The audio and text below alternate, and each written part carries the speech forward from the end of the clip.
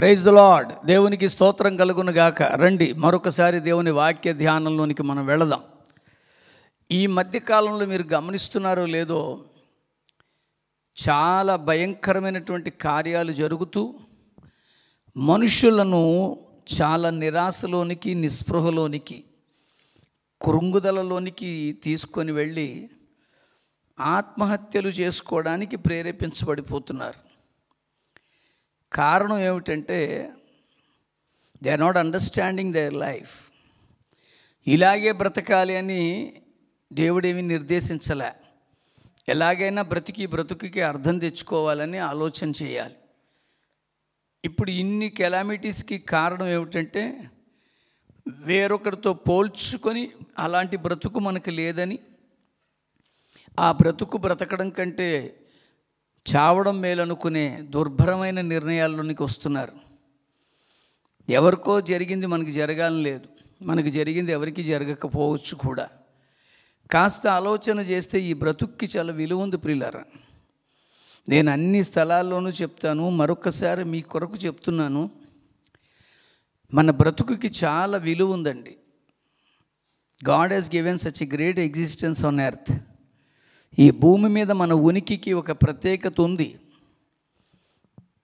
Science ప్రకారంగా, గైనికలుగా పురుషుని యొక్క వీర్యంలో లక్షల శుక్రకణాలు ఉంటాయి. అందులో ఏ శుక్రకణం అయితే అత్యంత వేగవంతంగా కదిలి స్త్రీ నుంచి విడుదలైన శోణితంతో ఫలదీకరణం చెందుద్దో అదే అండమై పిండమై ఈ జన్మ మనం పొందాం. అంటే కొంత ఆలోచన చేస్తే అన్ని లక్షల శుక్రకణాలలో మనకు ప్రక్కనున్నది పోయింది అనుకుందాం, ఊహించుకుందాం అలాగా. అప్పుడు మనకు ఉండదండి ఉనికి, మరొకరెవరో వచ్చి ఉండేవారేమో. కనుక మనం ఉన్నాము అంటే మన పుట్టుకకు వెనక దేవుని యొక్క శుద్ధమైన ప్రణాళిక ఉంది. కనుక బ్రతుకును అర్థం చేసుకోవాలి.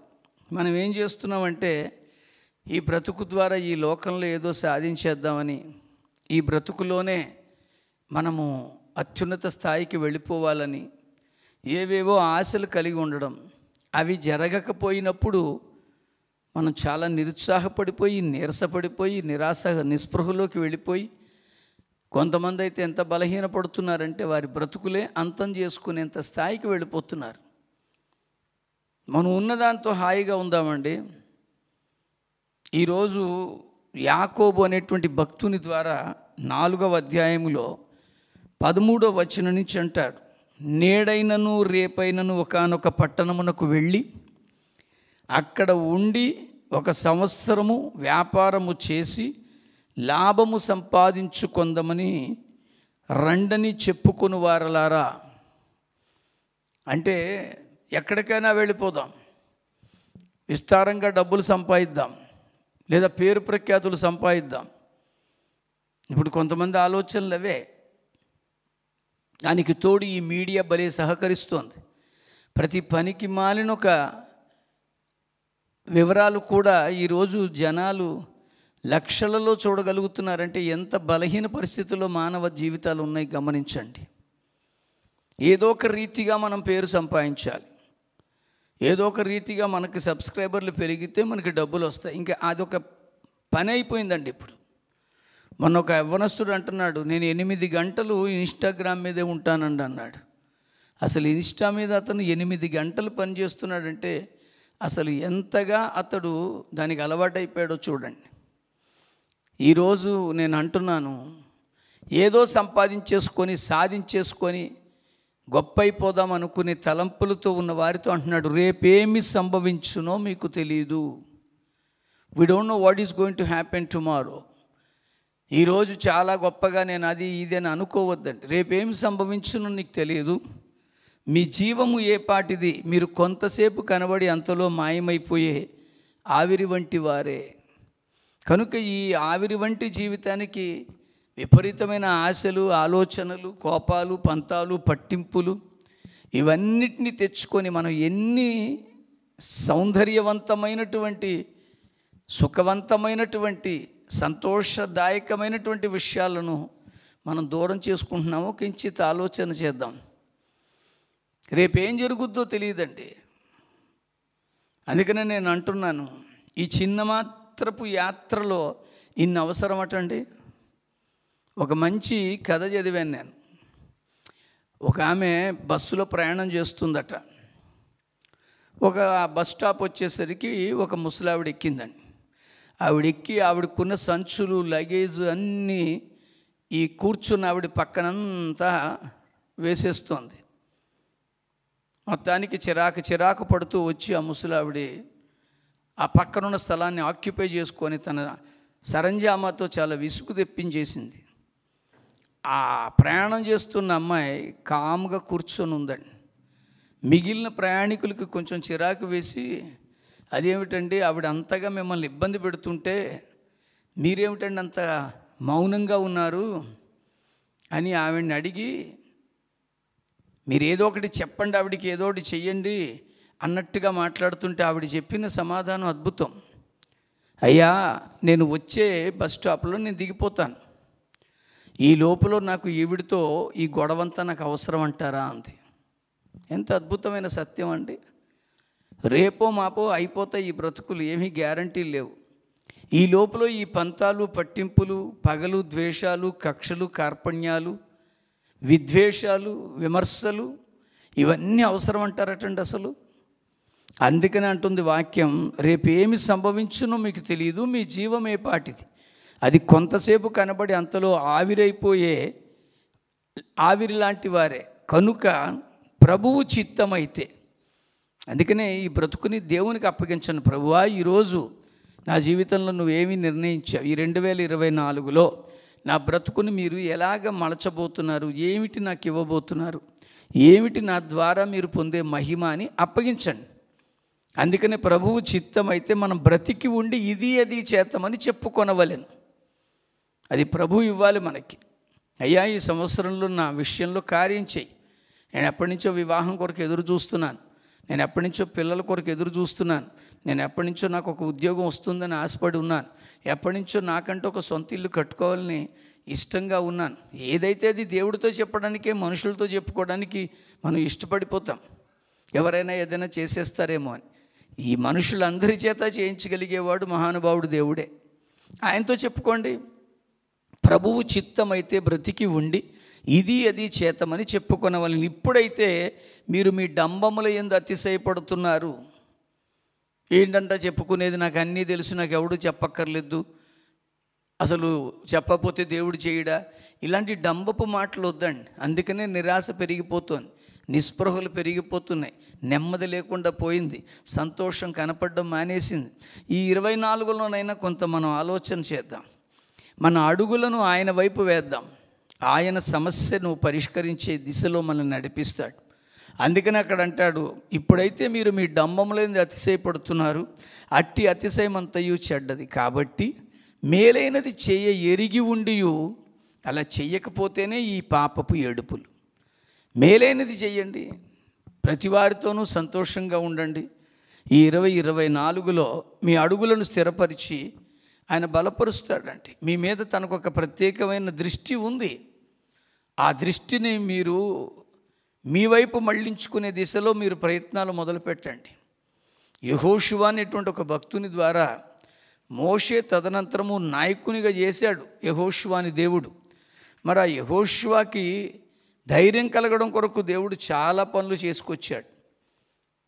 అలాంటి పనుల్లో యెహోషువ 3వ అధ్యాయంలో ఆయన ఎంత చక్కటి మాట అంటాడంటే 5వ వచనంలో, మరియు యెహోషువ దేవుడు చెప్తున్నాడు, రేపు యెహోవా మీ మధ్య అద్భుత కార్యాలు చేయును గనుక మిమ్మును మీరు పరిశుద్ధపరచుకొనుడని జనులకు ఆజ్ఞ ఇచ్చెను. మిమ్మల్ని పవిత్రం చేసుకోండి, మీ ఆలోచనలను పరిశుద్ధం చేసుకోండి. తగాదాలు, చికాకులు, గొడవలు మనస్సుల్లో పెట్టుకుంటే అన్నం కూడా సహించదు, నిద్ర కూడా పట్టదు. అందుకని అంటున్నాను, పవిత్రం చేసుకోండి. Tomorrow God would like to perform a great miracle in your life. నీ జీవితంలో రేపు అనేది ఒకటి పెట్టాడండి. ఆ రేపు అనేది లేకపోతే మనిషికి అసలు ఎటువంటి నిరీక్షణ కూడా ఉండదు. ఆ రేపు అనేది దేవుడు పెట్టాడు, కానీ ఆ రేపు అని పెట్టిన దేవుడే ఆ రేపటిని గురించి మీరు చింతించద్దని కూడా చెప్పాడు. కానీ మన చింత యావత్తు రేపు ఏమైపోతుంది, నా పిల్లల భవిష్యత్తు ఏమైపోతుంది, నా వ్యాపారం ఇంత పెట్టుబడి పెట్టేను ఏమైపోతుంది, నాకు అసలు ఈ జీవితంలో నెమ్మది వస్తుందా రాదా, ఇవన్నీ మనం ఎక్కువ ఆలోచించేస్తున్నాం. దేవుడికి అప్పగించామనుకోండి, హ్యాపీ. అది ఏం కావాలో ఏదైతే అదే ఆయనే చేస్తాడు. అందుకనే అంటున్నాను, మన ఆలోచనలు వేరు, భగవంతుని ఆలోచనలు ఎప్పుడు వేరుగానే ఉంటాయి. ఇప్పటి వరకు ఈ భూమి మీద ఏది జరుగుతుందో అదంతా భగవంతుని గట్టనే. ఇందులో మన ప్రయత్నాలు, మనం చేసింది ఏది ఉండదు. ఒకవేళ ఉంది అనుకుంటే దాన్ని ఆల్రెడీ దేవుడు చేసి ఉంచాడు కనుక అది బయలుపరచబడింది అంతే. దాన్ని మనం కనిపెట్టగలిగాం. ఆల్రెడీ ఉన్నదాన్ని, ఎగ్జిస్టెన్స్నే మనం కనిపెట్టాం. దానికేదో మనం పెద్ద నేనే కనిపెట్టాను, ఆల్రెడీ అక్కడ ఉన్నది, దాన్ని నువ్వు ప్రయత్నం చేసి కనిపెట్టావు మిత్రమా. అందువల్ల అంటున్నాను నేను, ముందు పవిత్రం చేసుకోండి. ఈ 2024లో దేవుడు మీ ఎడల అద్భుతాలు చేయడానికి ఇష్టంగా ఉన్నాడు. అలా చెయ్యాలంటే ఆయన అంటున్న మాట ఏంటో తెలుసా? రేపు యెహోవా మీ మధ్య అద్భుత కార్యాలు చేయను గనుక మిమ్మును మీరు పరిశుద్ధపరచుకోండి. మీ తలంపులన్నీ పవిత్రంగా మార్చుకోండి. ఇంకా చికాకులు తీసేసుకోండి, ఇంకా అధైర్యాన్ని తీసేయండి, ఇంకా నాకు ఎప్పటికీ నవ్వు రాదనుకునే ఆ దిక్కుమాలిన ఆలోచనలు తీసేయండి, నాకు ఎప్పటికీ సంతోషం లేదనుకునే ఆ బాధపడే అంశం తీసేయండి. దేవుడు ఖచ్చితంగా ఈ 2024లో నీ పక్షంగా ఉండి నిన్ను గొప్ప చేయడానికి ఆయన ఇష్టపడుతున్నాడు. కొంచెం ముందుకు చదివితే 7వ వచనంలో అంటాడు, నేను మోషేకు తోడై ఉన్నట్లు నీకును తోడై ఉంటాను. ఇజ్రాయేలీయులందరూ ఎరుగునట్లు నేడు వారి కన్నుల ఎదుట నిన్ను గొప్ప చేయ మొదలు పెట్టెదను. నేను మళ్ళీ అంటున్నాను, నీ స్వజనుల మధ్య, నిన్ను అవమానంగా మాట్లాడిన వారి మధ్య, నీకు ఎప్పటికీ నీకు నెమ్మది ఉండదురా అని మాట్లాడిన వాళ్ళు, నీ ఆరోగ్యం ఎప్పటికీ బాగుపడదని చెప్పిన డాక్టర్లని సైతము ఆశ్చర్యపరచగలిగే కార్యాలు దేవుడు చేయబోతున్నాడు. అందుకని ఆయన అంటున్నటువంటి మాట, నేడు వారి కన్నులు ఎదుట నిన్ను గొప్ప చేయ మొదలు పెడతాను. ఈ 2024లో దేవుడు నిన్ను గొప్ప చేయడానికి ఇష్టపడుతున్నాడు. నువ్వు చేయాల్సిందల్లా ఒకటే, పరిశుద్ధపరుచుకో. రెండవది, కొంచెం ముందుకి అడుగులు వేయి. ఆ యెహోషువ 3వ అధ్యాయంలో 13వ వచనంలో, సర్వలోకనాథుడు యెహోవా నిబంధన మందసమును మోయి యాజకుల అరికాళ్ళు యోర్దాను నీళ్లను ముట్టగానే యోర్దాను నీళ్లు, అనగా ఎగువ నుండి పారు నీళ్లు ఆపబడి ఏకరాశిగా నిలుచును. ఈరోజు నువ్వు అడుగులు వేయి మిత్రమా. ఆ మందసం అనేటువంటి దైవ సన్నిధిని నమ్మకంగా మోసుకుంటూ యాజకులు అడుగులు పెట్టండి చాలు, నేను అద్భుతం చేస్తాను అంటున్నాడు. నువ్వు ఆ నిరాశలోంచి బయటకు వచ్చేసాయి. అక్కడ 15వ వచనంలో కూడా అంటాడు, అప్పుడు ఆ మందసము మోయి వారు యోర్దానులు దిగిన తరువాత మందసము మోయి యాజకుల కాళ్ళు నీటి అంచున మునగగానే నువ్వు అడుగులు వేయి. నువ్వు అలాగా కూర్చుండిపోయి నాకు ఎప్పటికీ అవ్వదు, నాకు ఎప్పటికీ ఈ సమస్యకి పరిష్కారం రాదు అని ఊరికి కురింగిపోబాక. ముందుకురా. ఈ 2024లో నీకున్నటువంటి ఆ చీకటి ఆలోచనలోంచి వెలుగులోనికి రా. దేవుడు అద్భుతం చేయబోతున్నాడండి. మనం నమ్ముకున్నది దేవుణ్ణి, మనుషుల్ని కాదుగా. అందుకని ఆయన అంటున్నాడు, నేను అనేకల మధ్యలో నేను గొప్ప చేయ మొదలు పెడతాను ఈ సంవత్సరం. నువ్వు అడుగులు వేయడానికి ఇష్టపడితే చాలు. బైబిల్లో ఒక మంచి ఉదంతం జరిగిందండి. రాజుల 2వ గ్రంథం 7వ అధ్యాయంలో 4 కుష్టి వ్యాధిగ్రస్తులు ఒక చోట కూర్చొని ఉంటారు. వాళ్ళు ఏమని మాట్లాడుకుంటున్నారంటే, వారు ఒకరినొకరు చూచుకొని, మనము చచ్చిపోవు వరకు ఇచ్చట ఎందుకు కూర్చోవాలి, పట్టణములోనికి పోవుదాం అనుకుంటేమా, పట్టణముందు క్షామమున్నది కనుక అక్కడ చచ్చిపోతాం, ఇక్కడ ఊరికే కూర్చున్నాను ఇక్కడ చచ్చిపోతాం. వీళ్ళ కాన్సెప్ట్ చావు. ఎందుకంటే పట్టణంలో భయంకరమైన కరువు ఉంది. మనం ఇక్కడ ఊరికనే కూర్చున్నా ఇక్కడ చచ్చిపోతాం. ఎందుకంటే తిండి లేదు, దాహం, నీళ్లు లేవు. వాళ్ళు ఏం చేశారో తెలుసా ప్రియులారా, మనము చచ్చిపోవు వరకు ఇచ్చట ఎందుకు కూర్చోవాలి? మీరు ఆలోచన చేయండి. చచ్చిపోవడానికి ఇవ్వలేదండి, బ్రతకడానికి ఇచ్చాడు. అందుకనే అంటున్నాను నేను, బ్రతికి చూపించండి. ఎలాగైనా మనం బ్రతకగలం, ఇలాగే బ్రతకాలి అని నిర్దేశించలే. నేను మళ్ళీ అంటున్నాను, ఎలాగైనా బ్రతకచ్చండి. నువ్వు పళ్ళ వ్యాపారం చేయి, కిరాణా వ్యాపారం చేయి, బట్టల వ్యాపారం చేయి, లేదా ఉద్యోగం చేయి, లేదా ఒక ఆటో నడుపుకో, నష్టమేమీ లేదు. నేను మళ్ళీ అంటున్నాను, నువ్వు ఖచ్చితంగా బ్రతుకంటే ఇంత రిచ్గా ఉండాలి, ఇంత సోఫిస్టికేటెడ్గా ఉండాలని ఏమీ నిర్ణయించలే దేవుడు. నీ కష్టాన్ని బట్టి, నువ్వు పడుతున్న శ్రమను బట్టి, నువ్వు పొందుతున్న దానిని బట్టి నువ్వు సంతోషంగా ఉండగలవు. కానీ ఈరోజు నేను అంటున్నాను, నీ బ్రతుకుని నిర్దేశించడానికి నువ్వు బలహీన పరిస్థితుల్లో ఉన్నావు కనుక ఎవరికి వాళ్ళు అడ్వాంటేజ్ తీసుకుంటున్నారు. నువ్వు బలహీనంగా ఉన్నావు కనుక ఎవరికి వాళ్ళు నువ్వు ఇలా చేస్తే బాగుపడతావు, అలా చేస్తే బాగుపడతావు, నీ ఇంట్లో అది పెడితే బాగుపడతావు, నువ్వు చర్చిలోకి వచ్చి ఇన్ని రోజులు ఉపవాసం ఉంటే బాగుపడతావు. ఎందుకని? నీలో ఒక డిటర్మినేషన్లే. నువ్వు ఒక బలహీన పరిస్థితులు అందరికీ ఎక్స్ప్రెస్ చేసుకుంటున్నా, బతికి ఇలా అయిపోయిందండి, నేను ఇలా ఉండేవాడిని, ఇలాగ అయిపోయానండి, అలాగే అయిపోతావు. ఎందుకంటే నీకు నీ మీద నమ్మకం లేకుండా పోయింది. ఎవరో నిన్ను శాసించే స్థాయికి నీ యొక్క బ్రతుకును నువ్వే తీసుకెళ్ళిపోతున్నావు మిత్రమా. ఎందుకురా ఈ బ్రతుకు, చచ్చిపోవడం నయం అంటాడు ఎవడో వచ్చి. అని చచ్చిపోమను. నేను అంటున్నాను ప్రియులారా, నువ్వు బ్రతకగలవు మిత్రమా.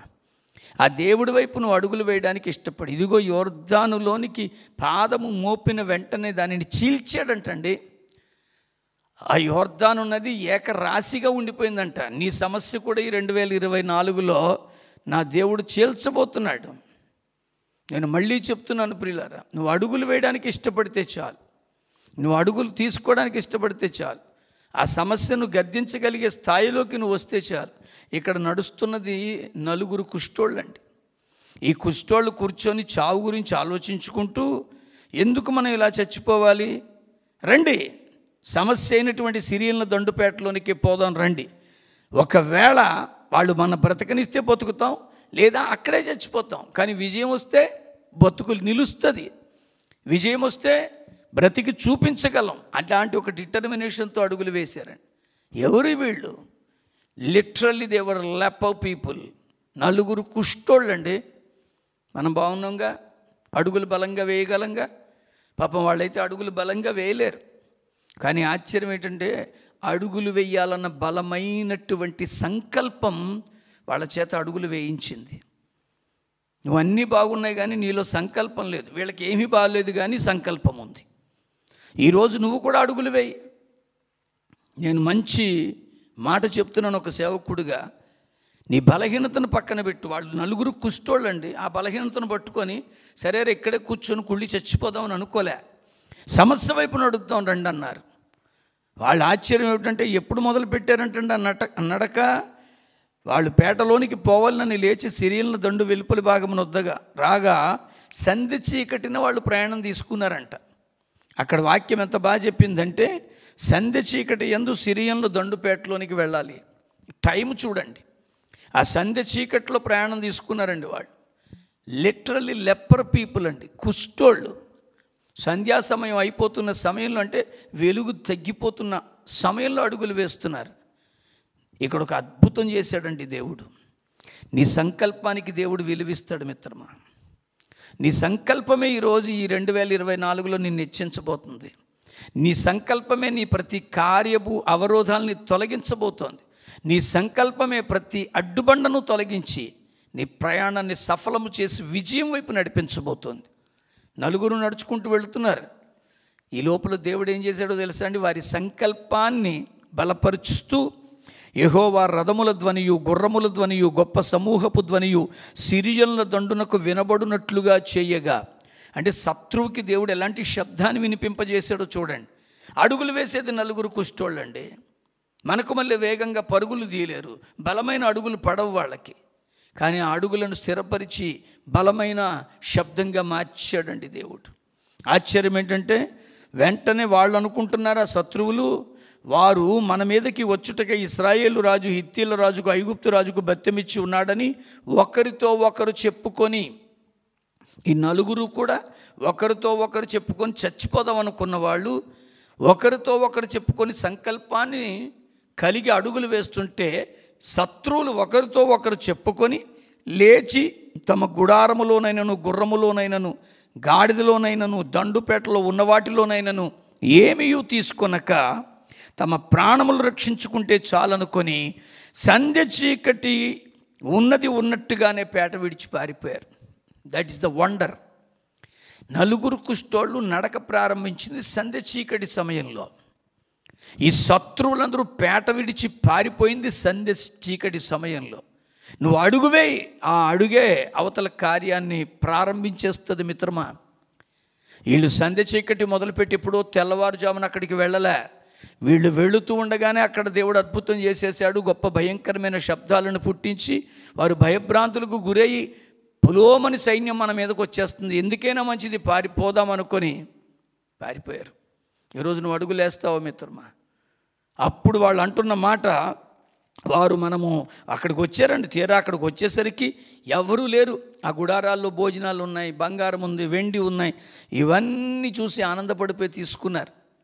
అప్పుడు వాళ్ళు అంటున్న మాట ఏంటో తెలిసే, ఎవడికి వాళ్ళు ఒక్కొక్క గుడారంలోకి వెళ్ళి తిండి తినేసేసి ఆ బంగారం వెండి మోసుకొని బయటకు వచ్చి నలుగురు మళ్ళీ మాట్లాడుకుంటూ, అప్పుడు అందులో ఒకడు అన్నాడు, ఒరే మనం చేసేది మంచి పని కాదు. What we are doing is not right. వారు మనము చేయనది మంచి పని కాదు. నేటి దినము శుభవర్తమానము గల దినము. దేవుడు ఈ 2024లో శుభవర్తమానాన్ని నీ ద్వారా లోకానికి ప్రకటించబోతున్నాడు. అలాంటి శుభవర్తమానము లోకానికి నీ ద్వారా, నీ జీవితం ద్వారా, నీ బ్రతుకు ద్వారా కలగాలంటే నిస్పృహలోంచి బయటకు వచ్చే మిత్రమా, దానిలోంచి బయటకు వచ్చి నువ్వు అడుగులు వేయడానికి నువ్వు సిద్ధపడు. దేవుడు నిన్ను సిద్ధపరిచి నడిపిస్తాడు. ఆయన ఎలా నడిపిస్తాడో తెలుసా అండి? ఏదో నేను ముందెళ్ళిపోతాను మీరు వెనకాల రండి, లేకపోతే నేను వెనకాల వస్తాను మీరు నాకంటే ముందెళ్ళిపోండి అని చెప్పడండి. ఆయన నడిపించేటప్పుడు ఎలా నడిపించాడో తెలుసా అండి? నిర్గమాకాండం 13వ అధ్యాయములో 20-21 వచనాలలో, వారు సుక్కోతు నుండి ప్రయాణమైపోయి అరణ్యం దగ్గర ఉన్న ఏతాములో దిగిరి, వారు పగలు రాత్రియు ప్రయాణము చేయనట్లుగా యెహోవా త్రోవలో వారిని నడిపించుటకై పగటి వేళ మేఘస్తంభములోను, వారికి వెలిగిచ్చుటకై రాత్రివేళ అగ్నిస్తంభములోను ఉండి వారికి ముందుగా నడుచుచూ వచ్చాను. ఈ 2024లో నీ ముందు నడిచే దేవుడు నీతో మాట్లాడుతున్నాడు. Don't worry about your situation. God is going to break them away. వాటన్నిటిని చీల్చేస్తాడు దేవుడు ఈ సంవత్సరం. అడుగులు వేయడానికి నువ్వు సిద్ధంగా ఉన్నావు మిత్రమా? నిన్ను నడిపించే నాదుడు నీకు తోడుగా ఉండబోతున్నాడు. పగలు మేఘస్తంభంలో ఉన్నాడు, రాత్రి అగ్ని స్తంభంలో ఉండి వారికి ముందరగా నడిచిన దేవుడు నిన్ను నడిపించడానికి సిద్ధంగా ఉన్నాడు. అడుగులు వేస్తావా? ఇంకా నిరాశలోను నిస్పృహలోను కొట్టుకుంటూ బాధతో బ్రతుకెందుకు రాని అనుకునే ఆ స్థాయిలోనే ఉండిపోతావా? వద్దు. లేదా నలుగురు కుష్ఠోళ్ళు నడిచినట్లుగా మనం కూడా ఒక డిటర్మినేషన్తో ఈ 2024లో నా దేవుడు నా ఎడల అద్భుతం చేయబోతున్నాడనే విశ్వాస నిరీక్షణతో నువ్వు అడుగులు వేయి. నిశ్చయముగా నీ బ్రతుకుకి శ్రేష్టమైన కార్యాలు చేయడానికి దేవుడు సిద్ధంగా ఉన్నాడు. అడుగులు వేస్తావా మిత్రమా? నీ అడుగులు స్థిరపరిచి నడిపించే దేవుడికి అప్పగించుకో. నీ బ్రతుకును అద్భుతంగా మార్చబోతున్నాడు 2024లో. ప్రార్థన చేసుకుందాం. పరిశుద్ధుడైన దేవా, మీరు మాతో మాట్లాడినందుకు వందనాలు. నిజమే, నేను చాలా నిరాశలో ఉన్నానయ్యా, చాలా నిస్పృహలో ఉన్నాను. నాకు ఇంకెప్పటికీ మంచి జరగదనుకునే ఒక నిరీక్షణ లేని వాడి వలె ప్రవర్తిస్తున్నాను. లేని దాని వల్లే నేను అయిపోయాను. నాతో మాట్లాడినందుకు వందనాలు. నలుగురు కుష్టి వ్యాధిగ్రస్తుల కంటే శ్రేష్టంగా నేను ఉన్నానని, నా అడుగులు స్థిరపరిచి నన్ను నడిపించే నాదుడుగా నువ్వు ఉన్నావని నేను నమ్ముతున్నాను. యెహోషువతో చెప్పినట్లుగా నేను మిమ్మల్ని గొప్ప చేస్తానన్న మాటను మేము నమ్ముతున్నాం. ఈ 2024లో నీ కార్యాలు మా ఎడల జరిగించి నిశ్చయముగా మా పక్షముగా ఉన్న దేవుడిగా నిన్ను నువ్వు రుజువు చేసుకోమని నీ ప్రియకుమారుడు లోకరక్షకుడైన యేసుక్రీస్తు పేరిట ఈ మనవులు నీ పాదం దగ్గర పెట్టి ప్రార్థించి పొందుకొనిచున్నాం పరమ తండ్రి. ఆమెన్. తండ్రి, కుమార, పరిశుద్ధాత్మ త్రియేక దేవుని సహాయ సంకల్పాలు, మంచి సంకల్పంతో అడుగులు వేసి దేవుడు అనుగ్రహించబోయే ప్రతి అద్భుతమైన కార్యము పొందడానికి ముందుకొస్తున్న ప్రతి బిడ్డకు సదా తోడే ఉండి నడిపించి బలపరుచునుగాక. Amen. God bless you. Have a nice year.